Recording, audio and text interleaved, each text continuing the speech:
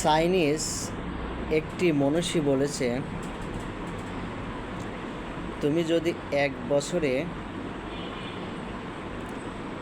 লাভবান হতে চাও, তুমি মাছ চাষ করো। তুমি যদি 10 বছরে বেনিফিট চাও, লাভবান হতে চাও, তাহলে গাছ চাষ করো। তুমি যদি 100 বছরে বেনিফিট পেতে চাও, 100 বছরের সফলতা পেতে চাও, তাহলে মানুষ চাষ করো। লং টাইম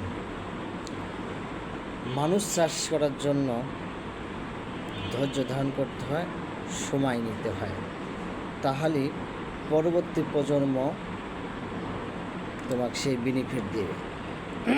এই জন্য লং টাইম পরিশ্রম করে যেতে হবে মানুষের পিছে, তবেই আমরা ভবিষ্যৎ প্রজন্ম উন্নত পাব এবং এই মানুষ সমাজ যত উন্নত হবে, দেশ ও জাতি তত উন্নতির দিকে ধাবিত হবে।